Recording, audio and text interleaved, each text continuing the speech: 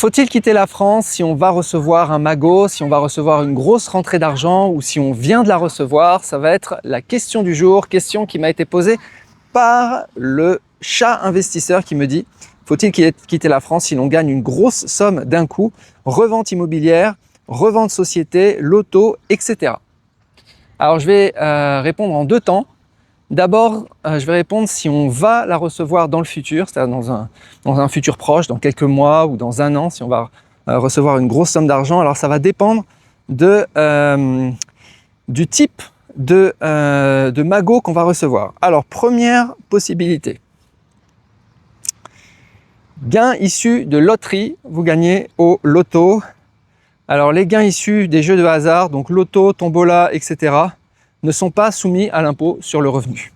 Donc ça veut dire que si vous êtes résident fiscal français ou pas résident fiscal français, donc résident fiscal étranger, eh bien ça ne changera rien. Si vous gagnez le jackpot à l'euro-million, la somme est touchée dans son intégralité sans taxe.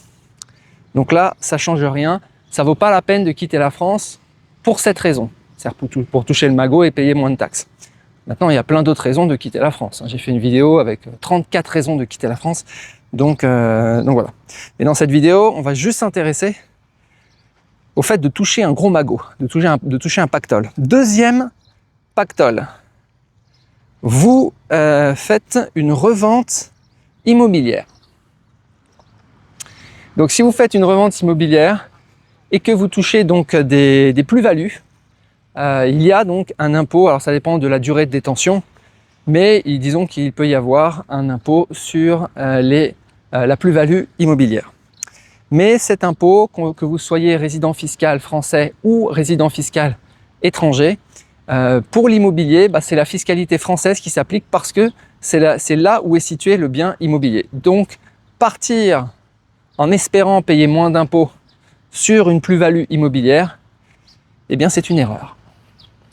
Donc là aussi, ça ne sert à rien de quitter la France pour cela. De toute façon, vous paierez vos impôts sur les plus-values. On continue.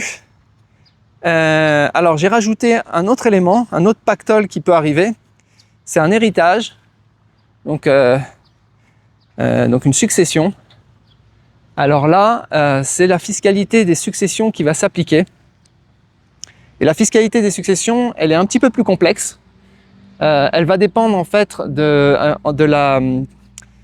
pays de résidence fiscale du défunt et du pays de résidence fiscale du légataire, c'est-à-dire de celui qui reçoit. Mais pour faire simple, pour ne pas rentrer dans tous les cas possibles, si le défunt est résident fiscal français au moment de son décès, eh bien c'est la fiscalité française qui s'applique quand bien même celui qui reçoit, donc le légataire, soit résident fiscal étranger. Voilà, donc que ce soit donc sur les biens situés en France ou ces biens situés à l'étranger, eh bien ça va être la fiscalité française qui s'applique. Donc est-ce que ça vaut la peine de quitter la France en espérant payer moins de droits de succession? Eh bien, si le défunt est résident fiscal français, ça n'a aucun intérêt. Si le défunt est résident fiscal étranger et que vous êtes résident fiscal français, de toute façon c'est déjà trop tard, parce que vous n'aviez pas anticipé son décès. Mais si vous aviez pu anticiper son décès, il y a plein de cas, à ce moment-là, effectivement, le fait que le défunt soit résident fiscal étranger, de nationalité française, et résident fiscal étranger, et que le légataire soit de résident fiscal étranger, alors là, oui, tous les biens qui sont transmis, qui ne sont pas en France, eh bien, sont soumis à la taxe donc sur la succession du pays de votre résidence fiscale, donc pas la France. Donc voilà, donc ça va dépendre des cas, mais dans la majorité des cas, le défunt étant, si vous posez la question, le défunt étant résident français, c'est la fiscalité française qui s'applique, donc ça ne sert à rien de quitter la France pour cette raison, pour toucher le magot. Continue, les reventes de sociétés. Alors les reventes de sociétés qui ne sont pas à prépondérance immobilière. Si elles sont à prépondérance immobilière, eh bien c'est la fiscalité française, pour de l'immobilier français, hein, c'est la fiscalité française qui s'applique. Donc ça ne sert à rien de partir. Maintenant, si c'est une revente de société, donc avec plus-value, et que c'est une société qui n'est pas à prépondérance immobilière, et donc là, la vente de la société donc, va être imposée en France. Alors le régime applicable, donc mettons que vous êtes résident fiscal étranger, vous n'allez payer que 12,8% et les prélèvements sociaux de 17,2 ne vont pas s'appliquer. Donc la flat tax qui était de 30, en fait sur une flat tax à 30, vous allez payer 12,8 si vous réussissez à vendre cette société alors que vous êtes résident fiscal étranger. Donc là, il faudrait voir évidemment dans les détails parce qu'il y a toute une histoire sur si vous êtes résident de l'UE ou en dehors de l'UE.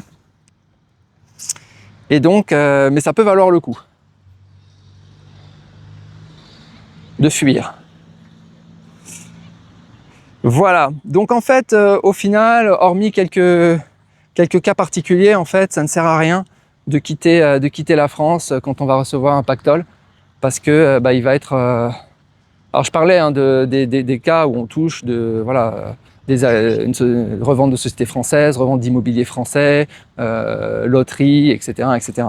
Après, si vous touchez depuis l'étranger, c'est une autre histoire. Hein. Je ne peux pas traiter non plus tous les cas dans cette vidéo.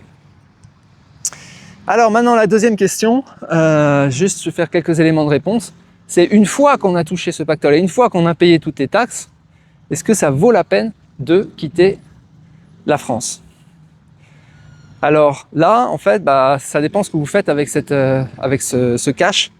Mais si vous le réinvestissez sur de l'immobilier français, il va continuer à être taxé en France, que vous soyez résident fiscal français ou étranger. Attention aussi à l'IFI, l'impôt sur la fortune immobilière, pareil, qui s'applique que vous soyez résident fiscal français ou étranger, pour surtout votre immobilier en France. Par contre, tout ce qui est revenu financier, donc tout ce qui est dividende d'action, coupons d'obligations, intérêt du crowdfunding, etc. Là, ça va être la fiscalité de votre pays de résidence qui s'applique. En l'occurrence, si vous êtes résident fiscal étranger, typiquement vous êtes résident fiscal à Dubaï, ça sera probablement 0% au lieu des 30%. Donc là, ça fait une très grosse différence. Il n'y a pas que Dubaï, hein, il y a d'autres pays. Hein. La Thaïlande a une fiscalité très intéressante aussi, le Panama, etc. Bon, il y a plein de juridictions. Et donc là, ça peut valoir le coup parce que au final, c'est au lieu de la flat tax à 30%, c'est 0. Donc là, ça peut valoir le coup clairement de quitter la France pour un pays à fiscalité avantageuse.